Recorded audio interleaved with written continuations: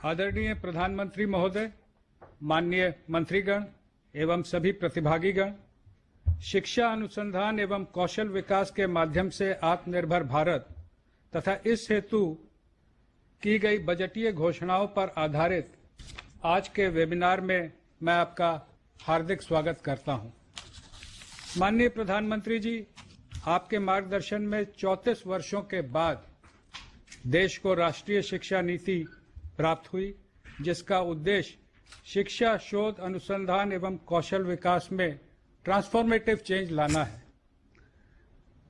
माननीय महोदय, इस वर्ष का बजट इसी कड़ी में, इसी श्रृंखला में एक और कदम है और हम आभारी हैं कि नेशनल रिसर्च फाउंडेशन हेतु 50,000 करोड़, अप्रेंटिसशिप योजना के लिए 3,054 करोड़, एजुकेशन हब बनाने के लिए glue grant, deep ocean mission, hydrogen energy mission, Ladakh में नया केंद्रीय विश्वविद्यालय, स्कूल शिक्षा में आमूल परिवर्तन जैसे प्रावधान निश्चित रूप से देश के शिक्षा, शोध, अनुसंधान एवं कौशल विकास को और अधिक तीव्र गति से बढ़ाएंगे। आदरणीय महोदय, आज के वेबिनार में देश के 350 से अधिक प्रमुख वैज्ञानिक, शिक्षाविद एवं उद्योग जगत, फिक्की, सीआईआई, एसोचैम, इनके प्रतिनिधि सीधे तौर पर जुड़े हुए हैं और अन्य यूट्यूब के माध्यम से बड़ी संख्या में विश्वविद्यालय, महाविद्यालय, स्कूल और कौशल विकास केंद्र भी अवलोकन कर रहे हैं, ताकि आपका मार्गदर्शन देश के कोने कोने में, विशेष रूप से दूरस्थ स्थानों तक पहुंचे और हम सभी आपके मार्गदर्शन का लाभ उठा सकें। इन्हीं शब्दों के साथ एक बार पुनः मैं आदरणीय प्रधानमंत्री जी का स्वागत करते हुए उनसे निवेदन करना चाहूंगा कि अपना मार्गदर्शन हम सभी को दें। आदरणीय प्रधानमंत्री जी। नमस्कार जी। एजुकेशन, स्किल, रिसर्च ऐसे अनेक महत्वपूर्ण क्षेत्रों से जुड़े हुए आप सभी महानुभावों का बहुत बहुत अभिनंदन। आज का ये मंथन ऐसे समय में हो रहा है जब देश अपने पर्सनल, इंटेलेक्चुअल, इंडस्ट्रियल टेम्परामेंट और टैलेंट को दिशा देने वाले पूरे इकोसिस्टम को ट्रांसफॉर्म करने की तरफ तेजी से बढ़ रहा है। इसे और गति देने के लिए आप सभी से बजट से पहले भी सुझाव लिए गए थे।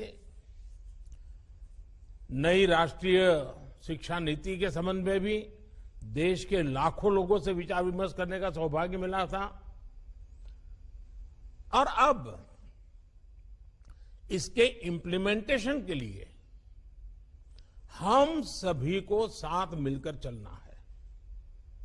साथियों, आत्मनिर्भर भारत के निर्माण के लिए देश के युवाओं में आत्मविश्वास उतना ही जरूरी है। आत्मविश्वास तभी आता है जब युवा को अपनी एजुकेशन, अपनी नॉलेज, अपनी स्किल पर पूरा भरोसा हो, विश्वास हो। आत्मविश्वास तभी आता है जब उसको एहसास होता है कि उसकी पढ़ाई उसे अपना काम करने का अवसर दे रही है और जरूरी स्किल भी दे रही है। नई राष्ट्रीय शिक्षा नीति इसी सोच के साथ बनाई गई है। प्री नर्सरी से पीएचडी तक राष्ट्रीय शिक्षा नीति के हर प्रावधान को जल्द से जल्द जमीन पर उतारने के लिए अब हमें तेजी से काम करना है। कोरोना की वजह से अगर रफ्तार कुछ धीमी भी पड़ी थी, तो अब उसके प्रभाव से निकलकर हमें जरा गति बढ़ानी भी जरूरी है और आगे बढ़ना भी जरूरी है। इस वर्ष का बजट भी इस दिशा में बहुत मददगार सिद्ध होगा। इस वर्ष के बजट में हेल्थ के बाद जो दूसरा सबसे बड़ा फोकस है वो एजुकेशन, स्किल, रिसर्च और इनोवेशन पर ही है। देश के यूनिवर्सिटी, कॉलेज और R&D इंस्टीट्यूशंस को मैं बेहतर सिनर्जी आज हमारे देश के सबसे बड़ी जरूरत बन गई है। इसी को ध्यान में रखते हुए ग्लू ग्रांट का प्रावधान किया गया है, जिसके तहत अभी 9 शहरों में इसके लिए जरूरी मैकेनिज्म तैयार किए जा सके। साथियों, अप्रेंटिसशिप पर, स्किल डेवलपमेंट और अपग्रेडेशन पर इस बजट में जो बल दिया गया है वो भी अभूतपूर्व है। इस बजट में इनको लेकर जितने भी प्रावधान किए गए हैं, हायर एजुकेशन को लेकर देश की अप्रोच में एक बहुत बड़ा शिफ्ट लाने आने वाला है। बीते वर्षों में एजुकेशन को एम्प्लॉयबिलिटी और एंटरप्रेन्योर कैपेबिलिटीज उससे जोड़ने का जो प्रयास किया गया है, ये बजट उनको और विस्तार देता है। इन्हीं प्रयोगों का परिणाम है कि आज साइंटिफिक पब्लिकेशन के मामले में भारत टॉप 3 देशों में आ चुका है। पीएचडी करने वालों की संख्या और स्टार्टअप का इकोसिस्टम के मामले में भी हम दुनिया में टॉप 3 में पहुंच चुके हैं। ग्लोबल इनोवेशन इंडेक्स में भारत दुनिया की टॉप 50 इनोवेटिव कंट्रीज में शामिल हो चुका है और निरंतर सुधार कर रहा है। उच्च शिक्षा, रिसर्च और इनोवेशन को निरंतर प्रोत्साहन से हमारा स्टूडेंट्स और यंग साइंटिस्ट के लिए नए अवसर बहुत ज्यादा बढ़ रहे हैं। और अच्छी बात ये भी है कि R&D में बेटियों की भागीदारी में एक अच्छी, संतोषकारक वृद्धि देखने को मिल रही है। साथियों, पहली बार देश के स्कूलों में अटल टिंकरिंग लैब से लेकर उच्च संस्थानों में अटल इंक्यूबेशन सेंटर्स, इस पर फोकस किया जा रहा है।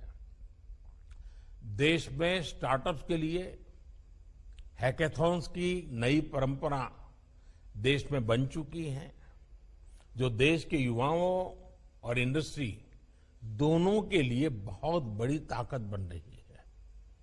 सिर्फ national initiative for developing and harnessing innovation, इसके माध्यम से ही 3,500 से ज्यादा स्टार्टअप्स नर्चर किए जा चुके हैं। इसी तरह the national super computing mission के तहत परम शिवाय, परम शक्ति और परम ब्रह्मा नाम से 3 super computer IIT BHU, IIT Kharagpur और आईसर पुणे में स्थापित किए जा चुके हैं। इस वर्ष देश के 1 दर्जन से ज्यादा संस्थानों में ऐसे सुपर कंप्यूटर स्थापित करने की योजना है।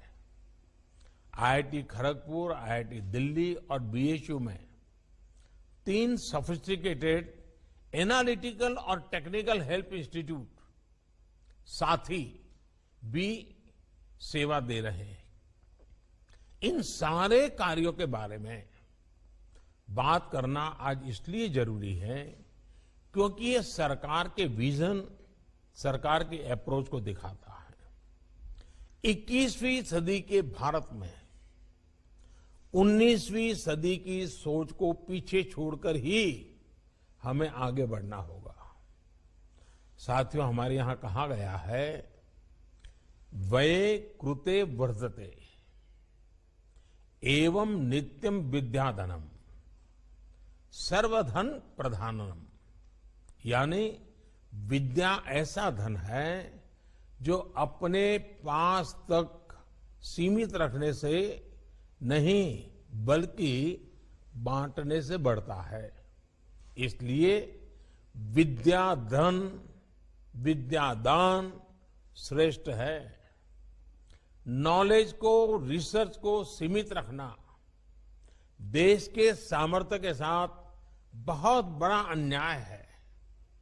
इसी सोच के साथ स्पेस हो, एटॉमिक एनर्जी हो, डीआरडीओ हो, एग्रीकल्चर हो, ऐसे अनेक सेक्टर्स के दरवाजे अपने प्रतिभाशाली युवाओं के लिए खोले जा रहे हैं। हाल में 2 और बड़े कदम उठाए गए हैं जिससे इनोवेशन, रिसर्च और डेवलपमेंट के पूरे इकोसिस्टम को बहुत लाभ होगा।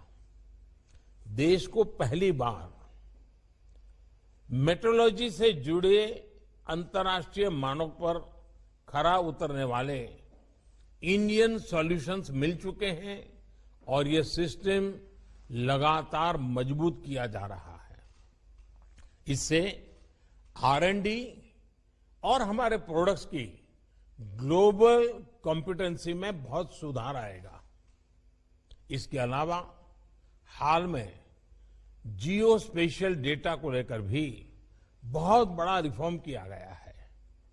अब स्पेस डेटा और इससे आधारित स्पेस टेक्नोलॉजी को देश के युवाओं के लिए, देश के युवा एंटरप्रेन्योर्स के लिए, स्टार्टअप्स के लिए खोल दिया गया है।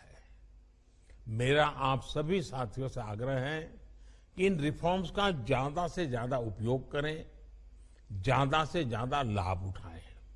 साथियों, इस वर्ष के बजट में इंस्टीट्यूशनल मेकिंग और एक्सेस पर और जोर दिया गया है। देश में पहली बार नेशनल रिसर्च फाउंडेशन का निर्माण किया जा रहा है। इसके लिए 50,000 करोड़ रुपए का प्रावधान किया गया है। इससे रिसर्च से जुड़े संस्थानों के स्ट्रक्चर से लेकर R&D, एकेडेमिया और इंडस्ट्री की लिंकेज को बल मिलेगा। बायोटेक्नोलॉजी से जुड़ी रिसर्च के लिए बजट में 100% से ज्यादा की वृद्धि सरकार की प्राथमिकताओं को दर्शाती है। साथियों, भारत के फार्मा और वैक्सीन से जुड़े रिसर्चर्स ने भारत को सुरक्षा और सम्मान दोनों दिलाया है। अपने इस सामर्थ्य को और सशक्त करने के लिए सरकार पहले ही 7 national institute of pharmaceutical education research को राष्ट्रीय महत्व के संस्थान घोषित कर चुकी है। इस सेक्टर में R&D को लेकर प्राइवेट सेक्टर की हमारी इंडस्ट्री की भूमिका बहुत प्रशंसनीय है। मुझे विश्वास है कि इस भूमिका का आने वाले समय में ज्यादा से ज्यादा विस्तार होगा। साथियों, अब बायोटेक्नोलॉजी के सामर्थ्य का दायरा देश की खाद्य सुरक्षा, देश के पोषण, देश की कृषि के हित में कैसे व्यापक हो, इसके लिए प्रयास किए जा रहे हैं। किसानों की आय बढ़ाने के लिए, उनका जीवन बेहतर बनाने के लिए बायोटेक्नोलॉजी से जुड़ी रिसर्च में जो साथी लगे हैं, देश को बहुत उनसे उम्मीदें हैं। मेरा इंडस्ट्री के तमाम साथियों से आग्रह है कि इसमें अपनी भागीदारी को बढ़ाएं। देश में 10 biotech university research, joint industry translation cluster Urjit भी बनाए जा रहे हैं ताकि इसमें होने वाले इन्वेंशंस और इनोवेशंस का इंडस्ट्री तेजी से उपयोग कर सके। इसी तरह देश के 100 से ज्यादा एस्पिरेशनल डिस्ट्रिक्ट्स में बायोटेक किसान प्रोग्राम हो, Himalayan bio resources mission programme हो या फिर consortium programme on marine biological network हो, इसमें रिसर्च और इंडस्ट्री की भागीदारी बेहतर कैसे हो सकती है, इसके लिए हमें मिलकर काम करना है। साथियों, फ्यूचर फ्यूल, ग्रीन एनर्जी हमारी एनर्जी में आत्मनिर्भरता के लिए बहुत जरूरी है।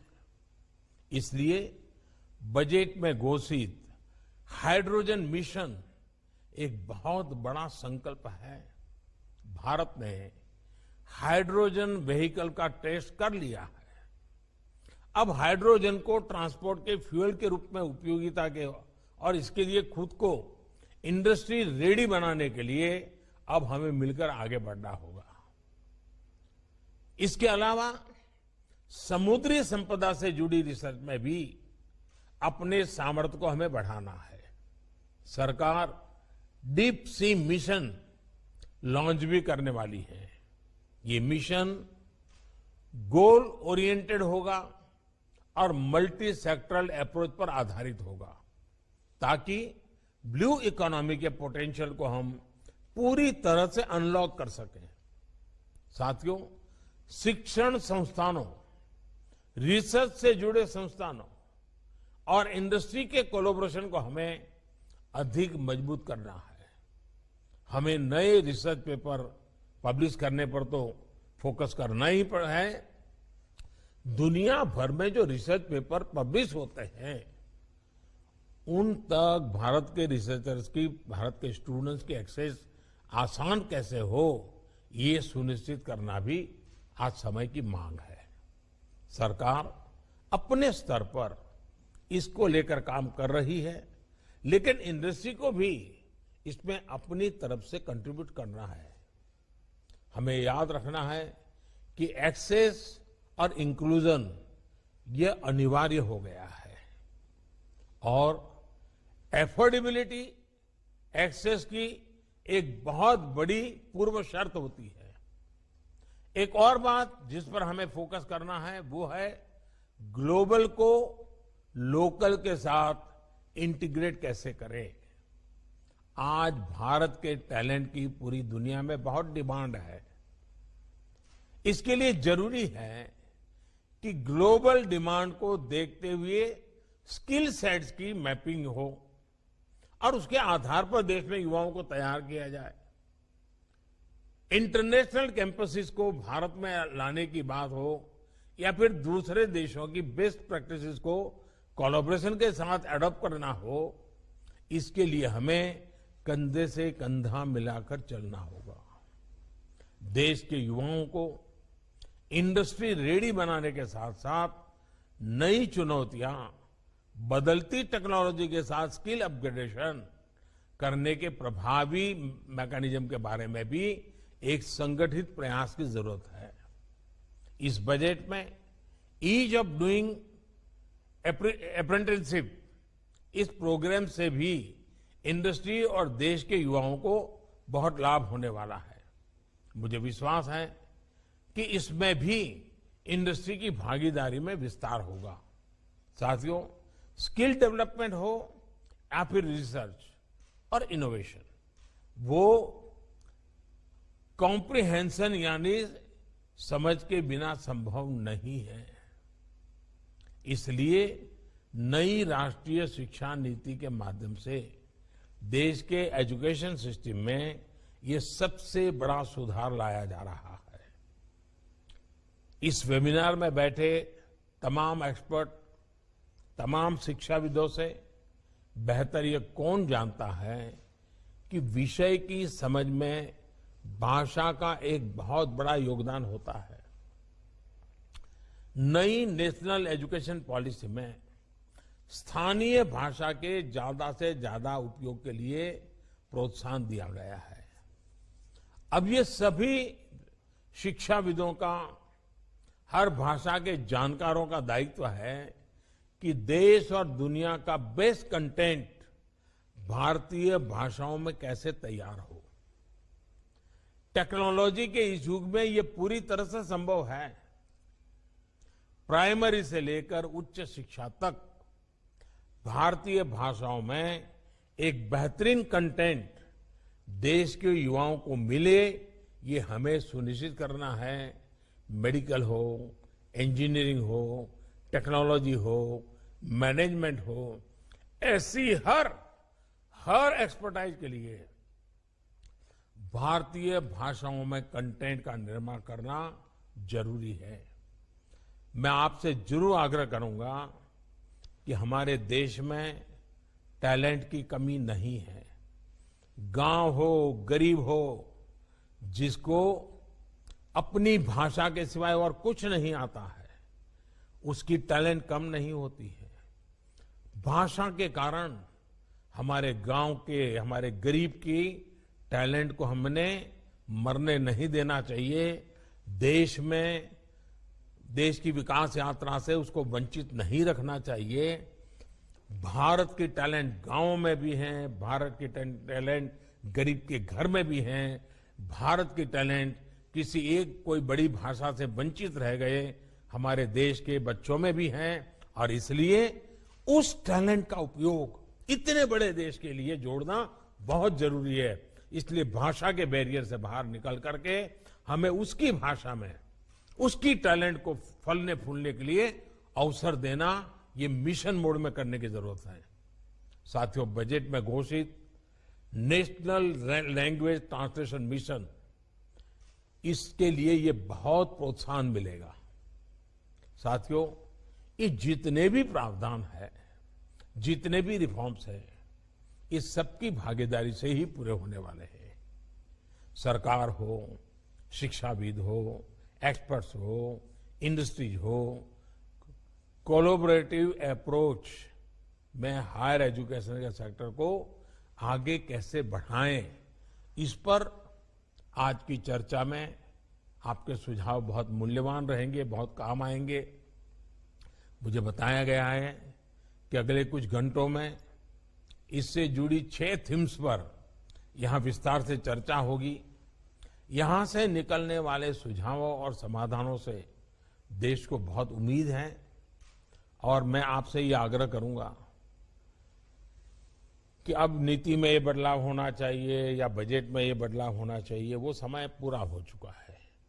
अब तो नेक्स्ट 365 डेज 1 तारीख से ही नया बजट, नई स्कीम तेज गति से कैसे लागू हो जाए, ज्यादा से ज्यादा हिंदुस्तान के भूभाग पर वो कैसे पहुंचे, आखिरी व्यक्ति जहां पहुंचाना है वहां कैसे पहुंचे, रोड मैप कैसा हो, डिसीजन मेकिंग कैसा हो, जो छोटे मोटे हर्डल्स होते हैं इम्प्लीमेंटेशन में, उससे मुक्ति कैसे हो, इन सारे बातों पर जितना ज्यादा फोकस होगा आपका, उतना ज्यादा लाभ 1 अप्रैल से ही नया बजट लागू करने में होगा। हमारे पास जितना समय है मैक्सिमम उपयोग करने का इरादा है।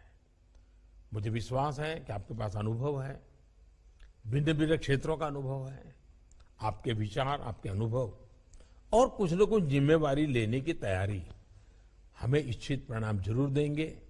मैं आप सबको इस वेबिनार के लिए, उत्तम विचारों के लिए, बहुत ही परफेक्ट रोडमैप के लिए अनेक अनेक शुभकामनाएं देता हूं। बहुत बहुत आभार।